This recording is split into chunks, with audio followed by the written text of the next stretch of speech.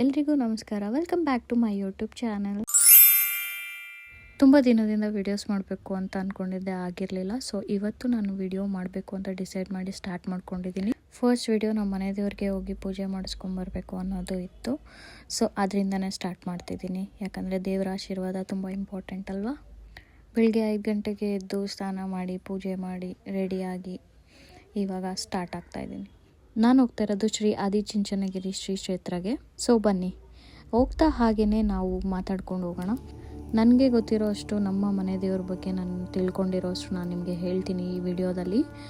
So ನಿಮಗೆ ಏನು ಗೊತ್ತಿದೆ, ಯಾವುದು ತಪ್ಪು ಯಾವುದು ಸರಿ, ಅದನ್ನು ಕಮೆಂಟಲ್ಲಿ ನನಗೆ ಮೂಲಕ ತಿಳಿಸ್ಬೋದು.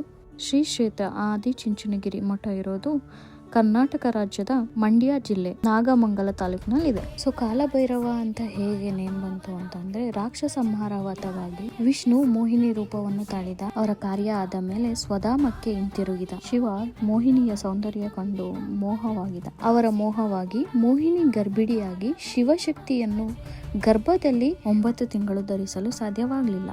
ಹೀಗೆ ಅಕಾಲದಲ್ಲಿ ಹುಟ್ಟಿರುವ ವಿಷ್ಣು ಮತ್ತು ಶಿವನ ಶಕ್ತಿಗೆ ಅಕಾಲ ಭೈರವ ಅಂತ ಹೆಸರು ಬಂತು. ಮುಂದೆ ಇವರೇ ಕಾಲಭೈರವ ಎಂದು ಪ್ರಸಿದ್ಧನಾಗಿ ಶಿವನ ದ್ವಾರಪಾಲಕನಾದರು. ಲೋಕಕ್ಕೆ ಅನ್ನದಾತರಾದ ಒಕ್ಕಲಿಗರಿಗೆ ಆರಾಧ್ಯ ದೇವನಾಗು ಎಂದು ಶಿವನು ಆಜ್ಞೆ ಮಾಡಿದ. ಸೊ ಕಾಲಭೈರವನು ಆದಿಚುಂಚನಗಿರಿಗೆ ಬಂದು ನೆಲೆಸಿದರು. ಆದಿಚುಂಚನಗಿರಿಯು ಶಿವನ ತಪೋಭೂಮಿಯಾಗಿತ್ತು ಎಂದು ಪುರಾಣಗಳಲ್ಲಿ ಹೇಳಿದ್ದಾರೆ. ಸುಮಾರು 2000 ವರ್ಷಕ್ಕಿಂತ ಪುರಾತನ ಇತಿಹಾಸವನ್ನು ಹೊಂದಿದೆ. ಈ ದಟ್ಟವಾದ ಅರಣ್ಯದಲ್ಲಿ ಚುಂಚ ಕಂಚ ಎಂಬ ಸಹೋದರ ರಾಕ್ಷಸರು ವಾಸವಾಗಿದ್ದಾರೆ. ಅವರಿಬ್ಬರು ಜನರಿಗೆ ತುಂಬ ಹಿಂಸೆ ಕೊಡ್ತಾ ಇದ್ರು ಎಂದು ಜನರು ಹಿಂಸೆ ತಾಳ್ಲಕ್ಕಾಗದೆ ಶಿವನ ಬಳಿ ಹೋಗಿ ಬೇಡ್ಕೊತಾರೆ. ಸೊ ಶಿವ ರಾಕ್ಷಸ ಇಬ್ಬರನ್ನು ಸಂಹಾರ ಮಾಡಿದ್ದಾರೆ ಎಂದು ಕಥೆ ಇದೆ. ಮೊದಲು ಚುಂಚ ವಾಸ ಮಾಡಿದ ಈ ಗಿರಿಗೆ ಚುಂಚನಗಿರಿ ಎಂದು ಹೆಸರು ಬಂದಿದೆ. ಜಾನಪದ ಹಾಡಿನಲ್ಲಿ ಇದನ್ನು ಕೇಳ್ಬೋದು. ಸೊ ಅದಾದಮೇಲೆ ಸಿದ್ಧಯೋಗಿ, ಶಿವನ ಸ್ವರೂಪ ಅಂತ ಹೇಳ್ತಾರೆ ಅವ್ರನ್ನ, ಅವರು ಚುಂಚನಗಿರಿಗೆ ಬರ್ತಾರೆ. ಅವರು ತುಂಬ ದಾನ ಧರ್ಮ ಮಾಡಿರೋದ್ರಿಂದ ಇವರನ್ನು ಕಂಡು ಶಿವನು ತುಂಬ ಖುಷಿಯಾಗ್ತಾರೆ. ಸೊ ಶಿವ, ಈ ಕ್ಷೇತ್ರವು ನನ್ನ ತಪಸ್ಸಿನಿಂದ ಪವಿತ್ರವಾಗಿದೆ ಎಂದು ಇಲ್ಲಿ ನಾನು ಪಂಚಲಿಂಗವಾಗಿ ಜನಿಸುತ್ತೇನೆ. ನೀನು ಇಲ್ಲೇ ಇದ್ದು ಲೋಕ ಉಪಕಾರವನ್ನು ಮಾಡು ಎಂದು. ಈ ತಪೋಭೂಮಿಯು ನಿನ್ನ ಆದಿಪೀಠ. ಉಳಿದ 11 ನಾಥಪೀಠವನ್ನು ನೇಮಿಸುವ ಆಕಾರ ನಿನ್ನದು. ಅವರು ನೀ ಹೇಳೋ ಹಾಗೆ ಕೇಳಬೇಕು ಎಂದು ಶಿವ ಹೇಳಿ ಅಲ್ಲಿಂದ ಹೋಗ್ತಾರೆ. ಪರಶಿವನ ಆಜ್ಞೆಯಂತೆ ಆದಿಪೀಠ ಆದ್ದರಿಂದ ಆದಿಚುಂಚನಗಿರಿ ಎಂದು ಈ ಕ್ಷೇತ್ರಕ್ಕೆ ಹೆಸರು ಬಂತು. ಸೊ ಸಿದ್ಧಯೋಗಿಯು ಈ ಕ್ಷೇತ್ರದಲ್ಲಿ ಗಂಗಾಧರೇಶ್ವರ ದೇವಾಲಯವನ್ನು ಸ್ಥಾಪನೆ ಮಾಡ್ತಾರೆ ಮತ್ತು ಭೈರವೇಶ್ವರನ ಪ್ರತಿಷ್ಠಾಪನೆ ಮಾಡ್ತಾರೆ.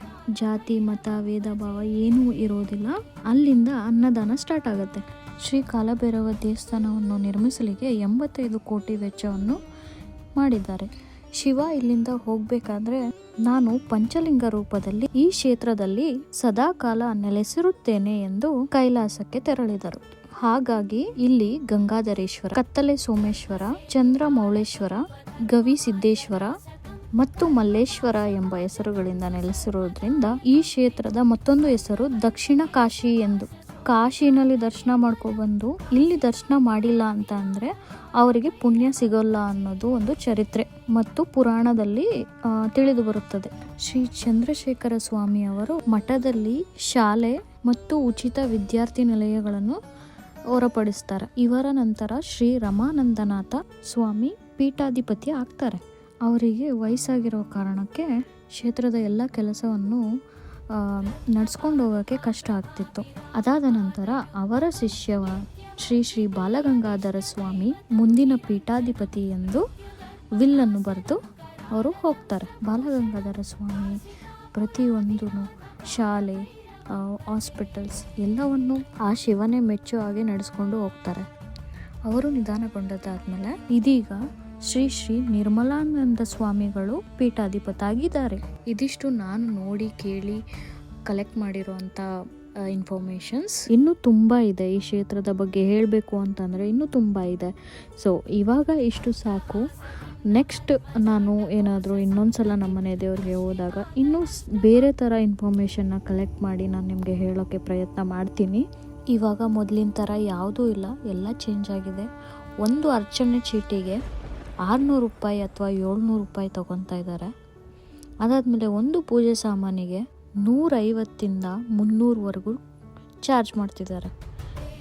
ಇವಾಗ ಕಾಯಿ ಓಡಿಸ್ಬೇಕು, ಕಾಯಿ ಪೂಜೆ ತೊಗೊಂಡೋಗ್ಬೇಕು ಅಂದರೂ 10 ರೂಪೀಸ್ ಚಾರ್ಜ್ ತೊಗೊತಿದ್ದಾರೆ.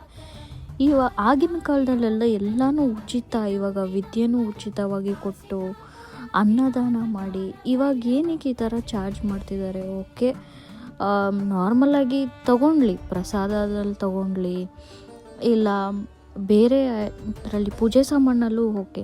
ಈ ಅರ್ಚನೆಗೆ ಮತ್ತು ಕಾಯಿಗೆ ಏನಕ್ಕೆ ಇವರು ಇಷ್ಟೊಂದು ಟಿಕೆಟ್ ಜಾಸ್ತಿ ಮಾಡಿದ್ದಾರೆ, ಚಾರ್ಜ್ ಜಾಸ್ತಿ ಮಾಡಿದ್ದಾರೆ ಅಂತ ಒಂದು ಪ್ರಶ್ನೆ ಅಲ್ಲಿ ಹೋದ್ಮೇಲೆ ನನಗೆ ಮೂಡ್ತು.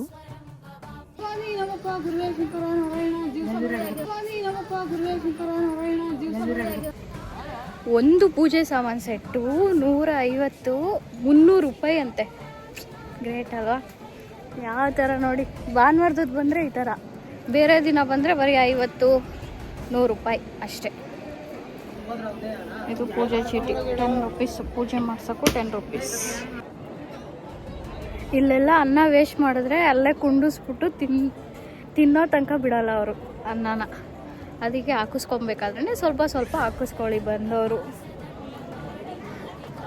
ಇವಾಗ ತಾನೇ ಬೈತಾಯಿದ್ರು, ಅದು ವಯಸ್ಸಾಗಿದೆ ಆ ಅಜ್ಜಿಗೆ, ಅವ್ರಿಗೆ ಬೈತಾಯಿದ್ರು, ಏನಕ್ಕಮ್ಮ ಹಾಕಿಸ್ಕೊತೀರಾ, ತಿನ್ನೋಕ್ಕಾಗಲ್ಲ ಅಂದರೆ ಅಂತ. ಅಲ್ಲಿರೋರೆಲ್ಲ ಜನಗಳು ಸಿಕ್ಕಿದೆ ಚಾನ್ಸ್ ಅಲ್ವಾ, ಸೊ ಎಲ್ಲರೂ ಜನಗಳೂ ಬೈತಾಯಿದ್ರು. ಫೈನಲಿ ದರ್ಶನ ಆಯಿತು, ಊಟ ಆಯಿತು, ಎಲ್ಲ ಆಯಿತು. ನೆಕ್ಸ್ಟ್ ಇವಾಗ ಮನೆ ಕಡೆ ಅಷ್ಟೇ.